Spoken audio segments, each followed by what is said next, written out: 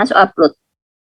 Oke, kemudian e-learning wajib ya, jadi saya tidak terima jawaban selain dari e-learning seperti biasa. Jadi tolong diatur sendiri ya sama teman-teman, menit keberapa saya harus mengerjakan, berapa menit sebelum berakhir saya harus mengupload ya, karena sudah saya kasih waktu lebih panjang 2 jam. Jadi harapan saya benar-benar teman-teman manfaatkan itu.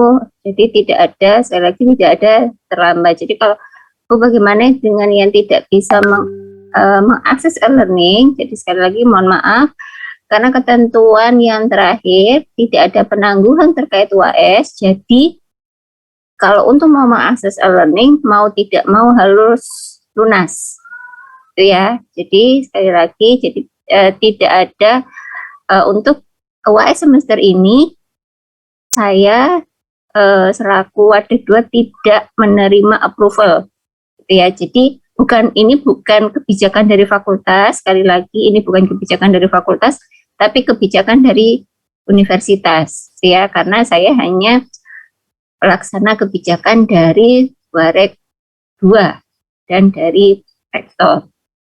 Jadi kalau yang tidak bisa akses, mungkin masih ada sebenarnya waktu, sekarang hari Jumat ya, 2 hari ya. Nah itu mungkin masih bisa diusahakan. Jadi biar tidak ada istilahnya bisa mengikuti UAS bareng teman-teman. Dan untuk terkait UAS susulan ada atau tidak, sampai sejauh ini belum ada informasi, karena pada saat pelaksanaan UAS susulan maka kami harus mengajukan, pihak fakultas harus mengajukan ke universitas, dan sampai hari ini belum ada pembahasan terkait dengan UAS susulan. Jadi jangan nanti ada UAS susulan. Jadi sampai hari ini belum ada jawaban terkait UAS susulan. Oke, jadi tolong sama-sama memahami ya, karena memang untuk terkait dengan penangguhan pembayaran, toleransinya juga cukup luar biasa dari pihak rektorat. Jadi untuk semester ini UAS harus lunas 100% gitu ya. Oke, baik, mungkin bisa dibuka kasusnya sama teman-teman. Oke, kita bahas sama-sama. Ya, kita bahas sama-sama. Monggo dibuka ya. Jadi kalau Bu, saya tidak paham langsung ditanyakan. Oke. Oke, di situ PT Cinta Damai ya, yang benar ya, yang saya share ya. Oke, Ibu. Oke. Di situ ada laporan fiskalnya, mohon maaf, laporan keuangannya PT Cinta Damai. Oke. Nah, di situ ada di situ ada bentuk laba rugi. Jadi maksud saya ada terkait dengan laba rugi. Kemudian ada keterangan tambahan ya, ada aset di situ, ada bangunan dan ada non bangunan yang masuk kelompok 1, 2, 3. Kemudian dengan ketentuan penyusutan fiskal menggunakan metode garis lurus, seluruh biaya penyusutan baik menurut akuntansi maupun menurut fiskal dialokasikan ke HPP sebesar 60% dan beban operasional sebesar 40%. Nah, ini nanti kita lihat ya apakah ada perbedaan. Kemudian pajak yang telah dipotong. Nah, ini pajak yang telah dipotong oleh pihak lain. Nah, ada 4 ayat 2 gitu ya, ada yang memang sudah dipotong, kemudian ada PPh 25. Nah, PPh 25 itu adalah cicilan pajak ya, cicilan pajak yang dibayar pada tahun bersangkutan, di mana untuk mengurangi beban pajak ya. Jadi kalau tahun 2009 kan bayarnya di awal tahun 2010. Nah, terkait dengan PPh 25 tahun 2009, maka PPh yang dibayar tiap bulan pada tahun 2009. Nanti dibuka lagi di modul perpajakannya, di situ ada ya. Nah, di sini diminta buatlah rekonsiliasi fiskal. Oke, berarti teman-teman yang pertama adalah membuat rekonsiliasi fiskal ya, yang tabel-tabel itu ya. Kemudian hitunglah PPH terhutangnya. Jadi nanti kalau sudah ketemu labanya, baru teman-teman hitung. Oke, dikalikan tarifnya. Nah, kemudian berapakah akun utang pajak yang ditampilkan di dalam neraca per 31 Desember 2009? Nanti kita lihat. Oke, sekarang saya pengen tahu. Oke, kita sekarang langsung masuk ke rekonsiliasinya ya. Oke, silakan teman-teman buka yang jawaban sudah diupload atau mungkin sudah diupload tapi kemudian dilihat lagi, Bu, ternyata ada yang salah. Nah, itu nanti coba kita lihat lagi. Oke, sebentar saya munculkan aja.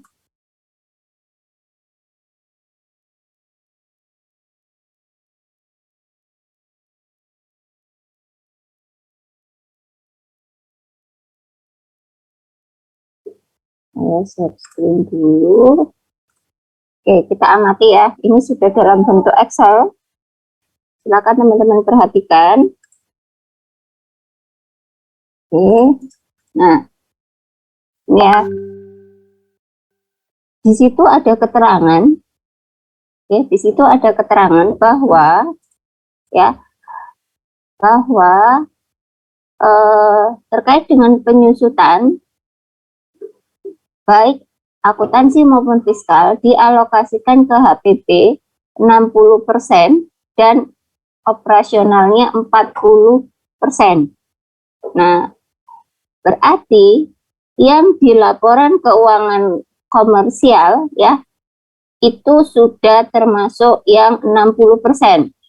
Pertanyaannya bagaimana dengan yang fiskal? Maka teman-teman di sini pertama harus menghitung apa?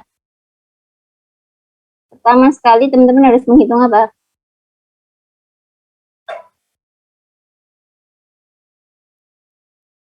Ayo. Teman-teman menghitung apa di sini? Menghitung penyusutan. Menghitung nilai penyusutan. Oke, sekarang kita lihat nilai penyusutannya. Oke.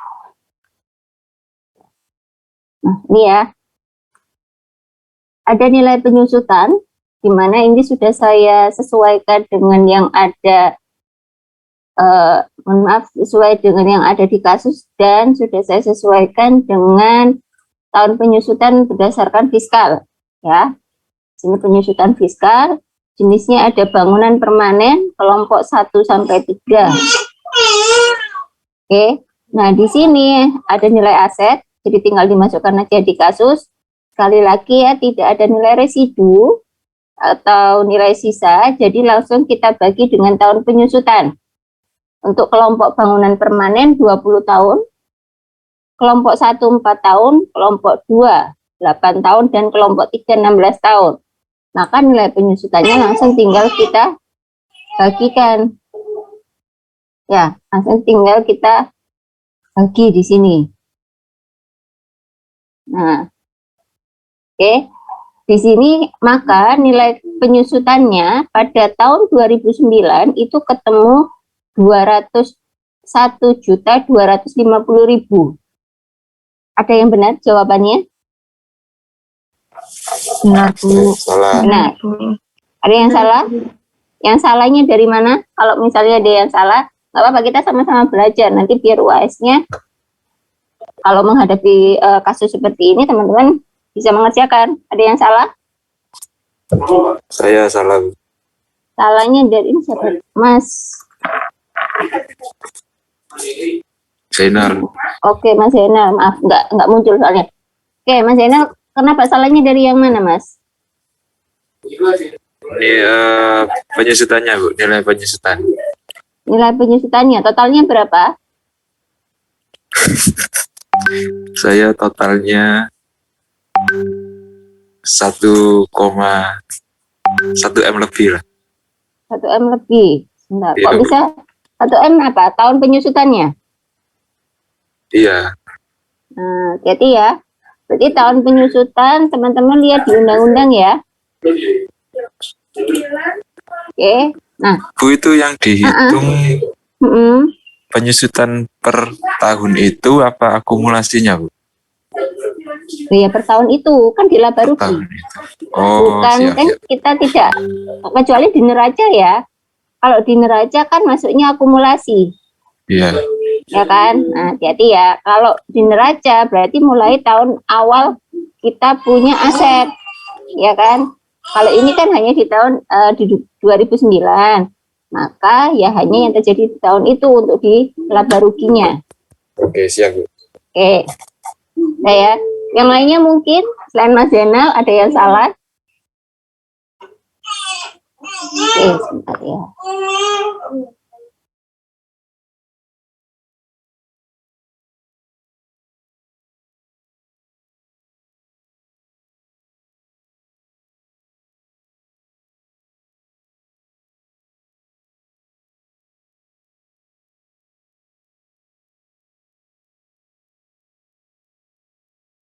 Oke.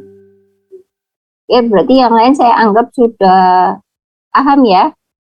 Jadi kalau di laba rugi hanya tahun yang bersangkutan. Kalau akumulasinya nanti masuknya di neraca. Ya. Oke, saya lanjutkan. Nah, setelah teman-teman ketemu total penyusutannya secara fiskal ya, kita tidak perlu menghitung secara komersial. Kenapa? Karena dianggap ya itu sudah hitungan menurut perusahaan gitu ya, sudah sesuai dengan hitungan menurut perusahaan karena data yang kita dapatkan juga minim sekali. Dalam arti apa? Pertama nilai nilai residu tidak ada ya. Yang kedua yang digunakan oleh perusahaan itu metodenya seperti apa juga tidak ada ya. Nah, maka kita menghitungnya berdasarkan fiskal saja. Nah, di sini kita bandingkan. Oke.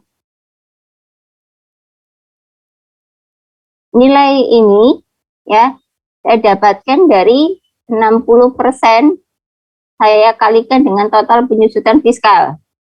Oke. Yang 40% masuk operasional.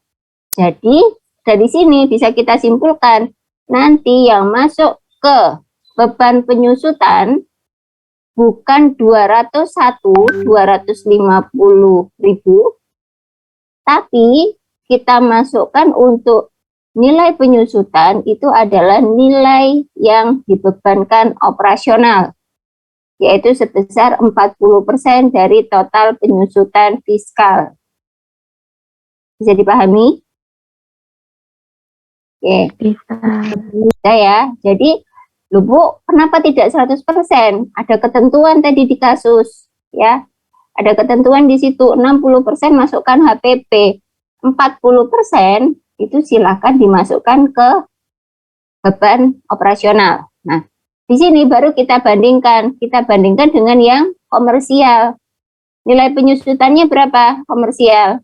200 juta ya. Oke. Nah, di sini HPP sama 60% ya.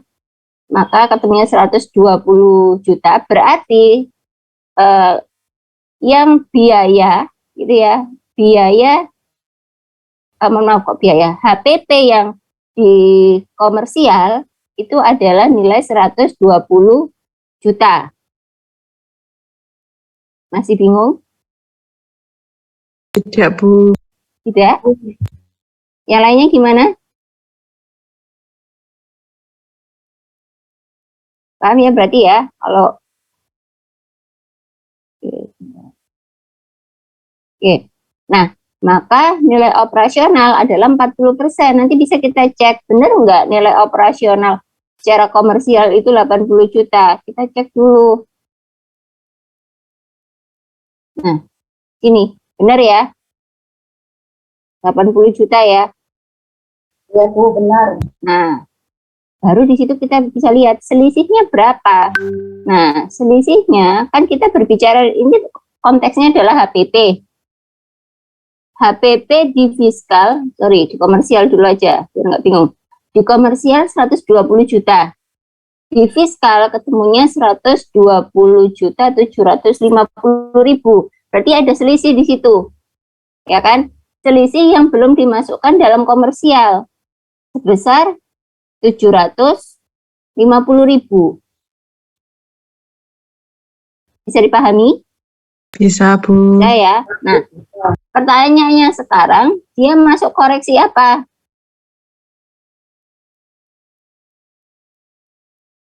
Negatif. Koreksi negatif? Negatif, Bu. Negatif. Berarti HPP itu kan dalam kategori beban ya. Bebannya bertambah. Berarti labanya naik apa turun? Turun. Turun. Berarti negatif. Yang lainnya paham? Paham.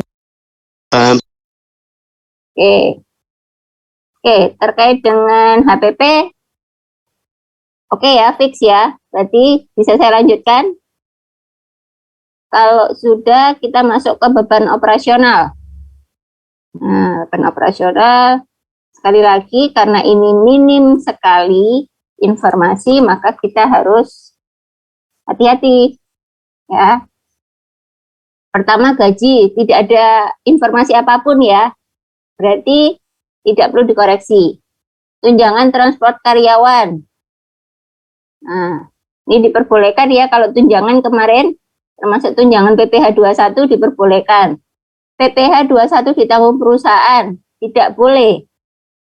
Ya, karena bukan tunjangan. Sekali lagi, kalau muncul beban PPh 21, maka tidak akan menambah gaji karyawan di penghitungan PPh 21-nya. Tapi kalau tunjangan, maka akan menambah gaji dan tentunya PPh 21-nya akan berubah. Logikanya begitu. Maka di sini ada koreksi positif mengurangi ya. Maka 0. Oke, lanjutkan. Beban makan kantor, tidak ada keterangan apapun ya, berarti kita anggap semua karyawan. Biaya pengobatan ditanggung perusahaan, kemarin ketentuannya ya harus dikoreksi. Maka koreksi positif mengurangi. Beban training karyawan, tidak ada koreksi. Beban perjalanan dinas, tidak ada koreksi. Pakaian seragam satpam, tidak ada koreksi ya. Beban sanksi administrasi pajak. Nah ini, beban pajaknya saja tidak boleh dibebankan, apalagi terkait dengan sanksi administrasi. Sanksi administrasi biasanya terkait dengan apa? Keterlambatan, kekurangan bayar, gitu ya. Maka harus dikoreksi.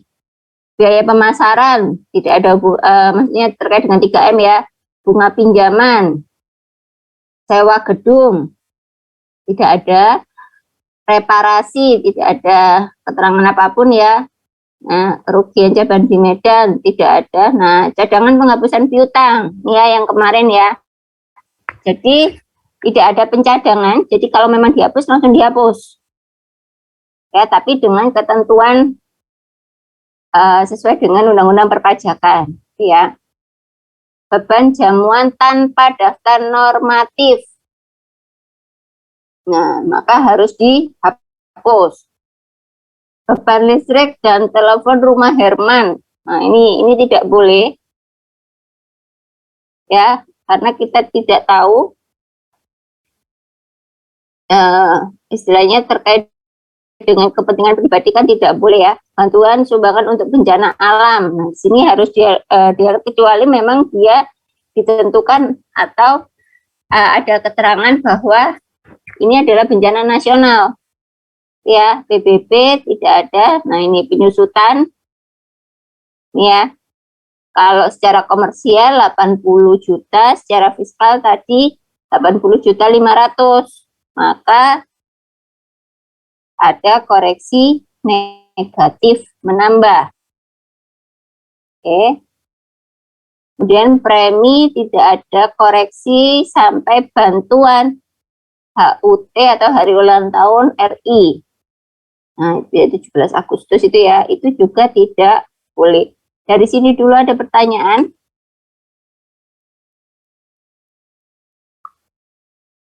Sebelum saya lanjutkan ke pendapatan lain-lain.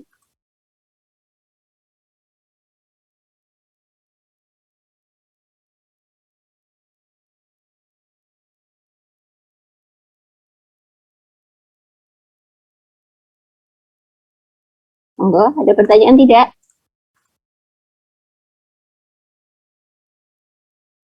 Belum ada, Ibu. Belum ada ya. Oke.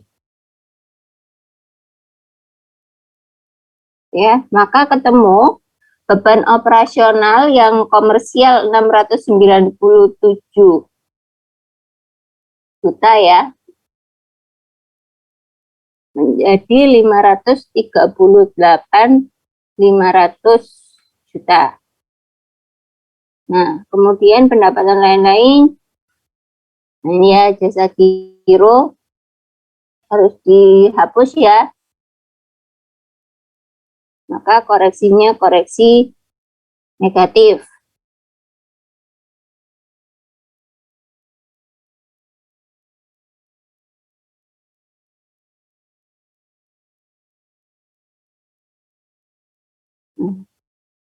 Jasa giro bank ya, jasa giro bank mandiri harus dihapus. Nah, ketemu laba neto sebelum pajak menjadi 960.750.000. Nah, ini adalah laba. Ini untuk apa? Dasar penghitungan PPh badan. Kita lihat di penghitungan PPh badan. Nah, ini ya. Saya membuat dua penghitungan. Kita fokus dulu yang di 2009. Laba sebelum pajaknya ya, kita pakai yang laba fiskal ya. Jadi kita gunakan yang laba fiskal, kita gunakan ini ya, 960.750.000. Kemudian kita kalikan 25%. Oke, kita anggap bahwa omsetnya atau peredaran bruto di atas 50 miliar gitu kan. Kan kalau di bawah penghitungannya ada dua ya, fasilitas non fasilitas. Kita gunakan saja yang di atas 50 miliar. Begitu juga nanti pada saat teman-teman menghadapi UAS, gunakan saja peredaran brutonya di atas 50 miliar. Jadi penghitungannya nanti langsung dikalikan berapa tarifnya. Nah, setelah ketemu labanya, tarifnya 25%, maka PPh badannya adalah ketemu 240.188.000. Oke. Kemudian, nah, di kasus ada kredit pajak ya. Kredit pajak di situ yang sudah dipotong oleh pihak lain. Nah, ini ya. Jadi, kenapa sih beban PPh 22, 23, ya, 25 tidak dimasukkan dalam laba rugi? Ya, karena nanti akan muncul di penghitungan PPh badan, di PPh 29-nya sebagai kredit pajak. Oke, jadi kalau ada perusahaan yang membebankan misal beban PPh 23, ya, itu tidak boleh. Walaupun memang secara nyata loh Bu, penghasilan saya itu dipotong oleh pihak lawan.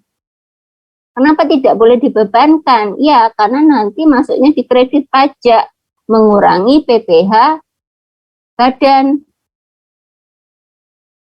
Ya, jadi PPh 23-nya akan muncul di sini, PPh 25 adalah tadi ya yang dibayarkan pada tahun bersangkutan untuk mengurangi beban pajak di akhir tahun.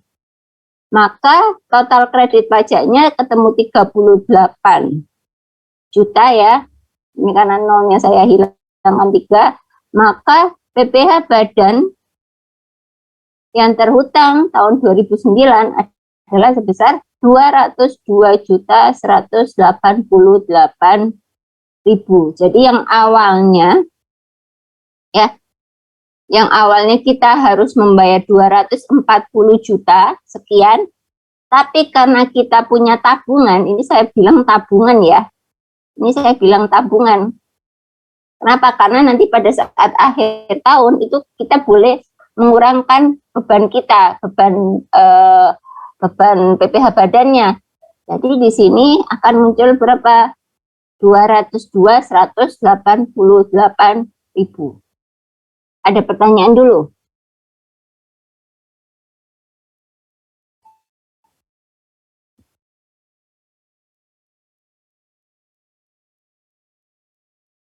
Ada pertanyaan dulu dari teman-teman?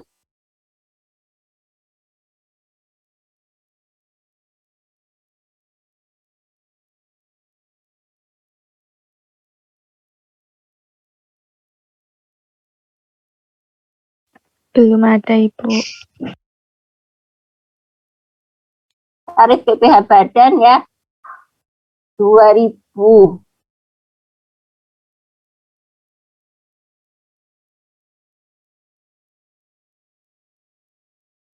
Oke, mohon maaf. Apakah suara saya terdengar? Karena barusan ada Terdengar, koneksi. Bu. Ada ya? Soalnya barusan ada info koneksi nggak stabil. Ya, saya ulangi. Jadi dengan diberlakukannya PPh tarif yang terbaru yaitu dari 25% menjadi 22%, nah maka penghitungannya juga berbeda ya. Maka cara yang sama tapi tarifnya yang berbeda. Oke, di sini kalau di tahun 2021 maka besaran pajaknya itu adalah 211.365.000 ya.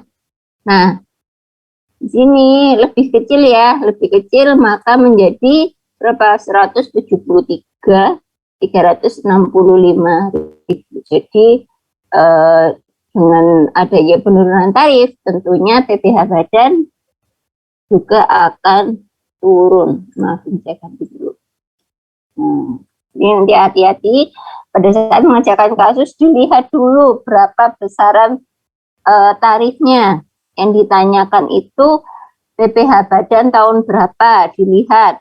Jadi hati-hati. Kemarin teman-teman pada saat mengerjakan UAS perpajakan ya, nah itu ada yang harusnya PPh badannya pakai tarif 22%, tapi teman-teman masih menggunakan yang 25%. Jadi hati-hati dalam mengerjakan, dilihat dulu kasusnya, dibaca benar-benar, baru teman-teman mengerjakan. Oke, ada pertanyaan?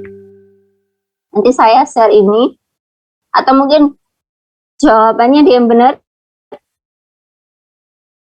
atau benar semua?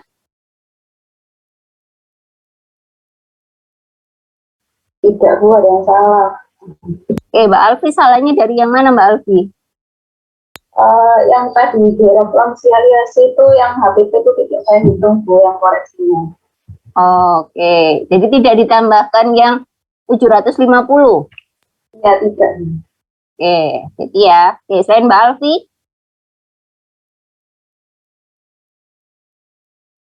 Mbak Nisa, benar Mbak Nisa? Ada yang salah, Bu. Salahnya dari yang mana Mbak Nisa? Dari yang kredit pajak itu, Bu. PPh 23-nya enggak saya masukin. Oke. Untuk PPh pasal 4 ayat 2 tidak perlu dimasukkan ya. Jadi kan di kasus ada ya 4 ayat 2 tidak perlu dimasukkan. Kenapa? Karena final. Ya. Hati-hati nanti kalau ada final tidak perlu dimasukkan. Oke, saya pengen tahu lagi. Mbak Livia, gimana Mbak Livia? Enggak, Ibu. Saya salah di ininya, Ibu, di tarifnya. Saya menggunakan perumpamaan itu peredaran brutonya di bawah 4,8 M, terus untuk tarifnya itu keliru dipasang 22%. Oke, jadi pakai tarif yang terbaru dan peredaran brutonya yang di bawah ya. Oke, nggak masalah sih terkait peredaran bruto, memang di situ tidak ada keterangan ya. Jadi kalau misalnya Bu, saya di situ menghitung di bawah 4,8, jadi masih dikalikan 50% lagi. ada masalah sebenarnya. Tapi kalau terkait dengan tarifnya, nah ini kenapa? Karena di situ kan jelas ya yang diminta 2009. Nah, 2009 kan masih menggunakan tarif berapa? 25% ya. Nah, perubahan baru terjadi 2020-21. Oke, yang bentar.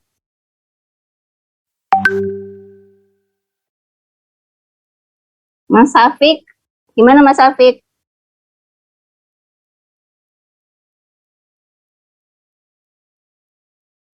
Mas Safik, adakah orangnya?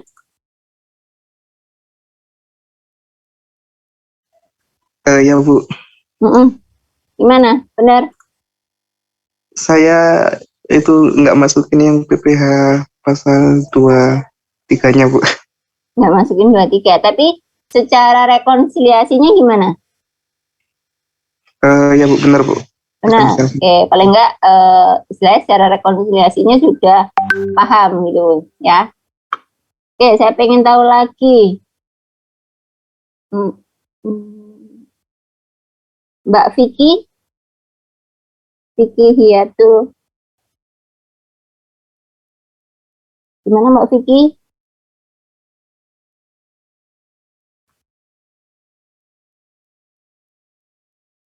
Oh, Mbak Vicky.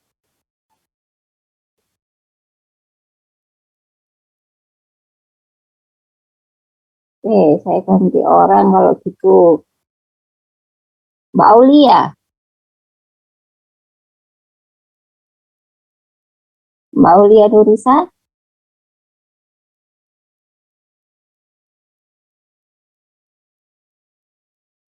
Mbak Aulia. Iya, Bu. Oke, gimana? Benar?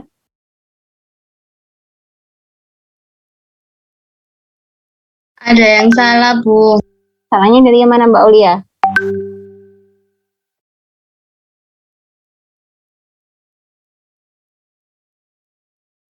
Tunjangan, Bu.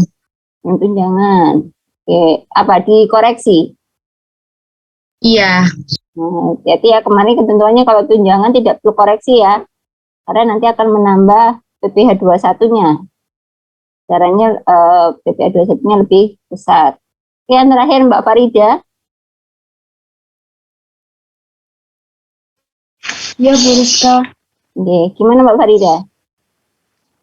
Saya hampir benar, Bu. Hampir benar. Salahnya yang hampir itu apanya? Itu PPh terutang saya ini totalnya 202 187.500. 202 187. Kok bisa selisih 500 dari mana selisihnya? Tahu. Laba sebelum pajaknya benar enggak? Laba sebelum pajaknya 960.750.000. Nah, harusnya benar dong. Nggak tahu, Bu. Paling salah ngitung ini. Iya, Bu. Oke, hati-hati ya Mbak Farida ya. Jadi Iya, kalau Bu. mengerjakan UAS-nya kan eman gitu. Jadi sebenarnya kan gini, konteksnya kalau kita kasus itu kan sebenarnya itu kan yang dinilai itu adalah hasil akhir ya. Ya hasil akhirnya itu berapa benar enggak gitu kan. Tapi untuk rekonsiliasi ini karena dia berurutan di mata rantai gitu ya. Jadi nanti masih saya hitungnya itu per item. Ya, jadi kita menghitungnya per item. Kalau saya langsung gunakan langsung hasil akhir, nah ini bisa-bisa hasilnya nol semua kalau memang salah di akhir. Gitu kan, yang lain seolah-olah kayak diabaikan. Nah, jadi nanti saya penghitungannya itu adalah per item. Per item itu dalam arti misalnya nih ada 10 yang harus dikoreksi. Nah, maka per poin di situ ada nilainya. Ya, jadi tapi ya harapan saya benar semua. Jangan ala sama Bruska dihitung per poin aja, jangan seperti itu. Ya, tentunya poin direkonsiliasi dengan poin di penghitungan PPh badan ya tentunya berbeda kan gitu. Ya, hati-hati dalam menghitung. Oke, ada pertanyaan lagi terkait UAS-nya?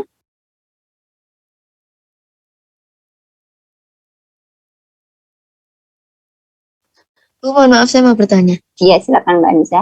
Jadi untuk yang PPH pasal 4 ayat 2 yang final itu tadi, nanti itu masuk ke laporan apa ya?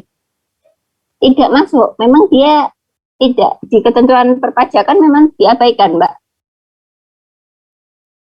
Jadi tidak masuk ke laba rugi atau Enggak masuk. Kan kemarin pada saat kita mengerjakan kasus yang ada pendapatan ya, pendapatan yang sudah dikurangi dengan PPH. Di situ PPH-nya PPH final gitu kan. Nilainya kan yang kita masukkan adalah nilai apa itu namanya, nilai yang sebelum dikurangi dengan PPH final kan. Ya. Nah, PPH final, untuk PPH finalnya lah, kita kan berbicara PPH final ya. Final berarti ya sudah tidak bisa dikreditkan, tidak bisa diapa-apakan. Nah, kenapa? Karena PPH final sendiri pun itu kan lebih banyak ke misalnya bunga tabungan. Ya. Kemudian selain bunga tabungan, ke hadiah. Yang lebih ke cuma-cuma, Mbak. Itu sifatnya PPH pasal 4 ayat 2. Ya kan? Kan misalnya tahu-tahu nih Mbak Anissa dapat hadiah undian. Kan itu tidak ada hubungannya dengan pekerjaannya Mbak Anissa gitu kan. Cuman Mbak Anissa tahu-tahu dapat hadiah gitu ya, yang istilahnya tidak ada hubungan dengan pekerjaan, tapi dapatnya nggak utuh. Misalnya Mbak Anissa dapat hadiah undian 10 juta. Yang diberikan ke Mbak Anissa kan bukan 10 juta, tapi 7.500.000 ya. Nah, secara pajak pun penghasilan kalau PPH final kan diabaikan. Nggak ada kan Mbak?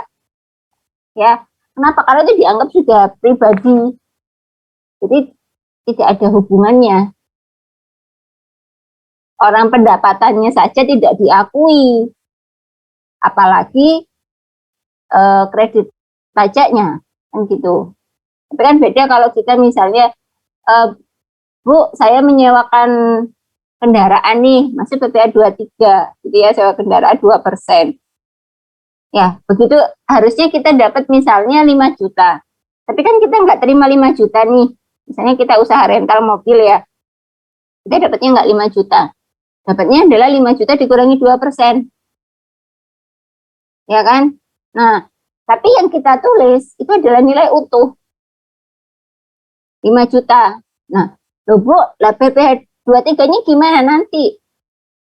Munculkan pada saat pengurangan di penghitungan PPh pasal 29.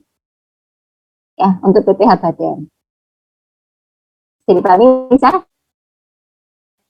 bisa Bu Rizka, terima kasih. Oke. Yang lainnya ada pertanyaan?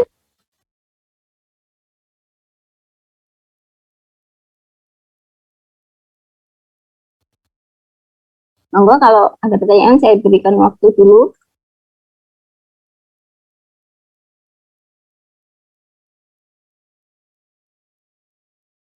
Mbak Aprilia atau Mbak Vero. Mbak Vero ada pertanyaan enggak? Ini yang saya tanya Mbak Vero ini. Kalau di kelas A. Belum ada, Bu. Belum ada. Benar tadi. Enggak, Bu, salah. Tapi paham salah di mana. Oke. Nah, itu ya. Jadi sekali lagi hati-hati ya ngerjakannya nanti karena itu mata rantai. Jadi akan berurutan terus. Jadi satu kasus tapi jawabannya berkaitan di situ. Oke. Baik, kalau tidak ada pertanyaan terkait dengan pembahasan kasus rekonsiliasi, saya akhiri ya. Oke, dan ini teman-teman semester 7 ya. Berarti terkait dengan kuliah insya Allah tidak akan ketemu saya lagi. Kecuali yang memang bimbingan saya. Ada beberapa di sini yang bimbingan saya seperti Mbak Anissa, kemudian apalagi ya yang kalau nggak salah siapa tuh, saya itu ingat orangnya, nggak ingat namanya.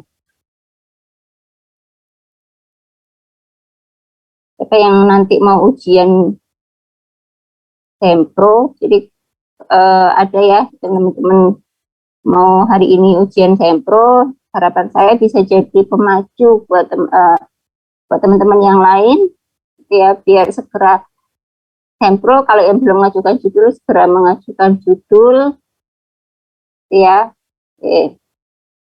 Baik, di sini saya di pertemuan terakhir saya mohon maaf gitu ya, karena memang teman-teman mulai saya pegang di semester 4 ya kalau nggak salah ya, di semester 4. Jadi di semester 7 ini berarti terkait yang terkait dengan pajak selesai, kecuali memang yang bimbingan saya ngambil pajak itu. Jadi saya mohon maaf selama berarti kurang lebih 2 tahun ya, 2 tahun tiap semester sama saya, mulai dari manajemen keuangan, hukum pajak, perpajakan, akuntansi perpajakan ya.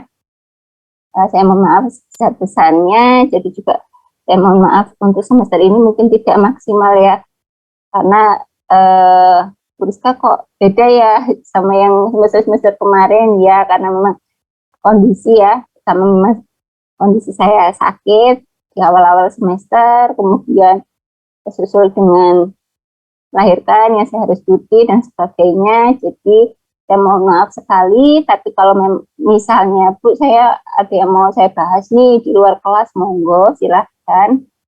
Kalau ketemu saya bisa di chat WA gitu ya, tapi ya mohon maaf kalau slow respon ya, karena juga sebenarnya masih cuti ya, tapi karena memang ada tanggungan pekerjaan di kampus, jadi saya sesekali masih di kampus. Jadi, silakan kalau memang ada yang mau didiskusikan ke saya, monggo, saya insya Allah terbuka gitu ya. Oke, baik, saya akhiri di sini. Terima kasih sekali buat teman-teman ya, selama kurang lebih 2 tahun ya, barengan sama saya terus untuk saya mengajar dan teman-teman menerima materi di sini. Terima kasih, saya akhiri. Assalamualaikum warahmatullahi wabarakatuh. Waalaikumsalam warahmatullahi wabarakatuh. Oke, saya tutup ya.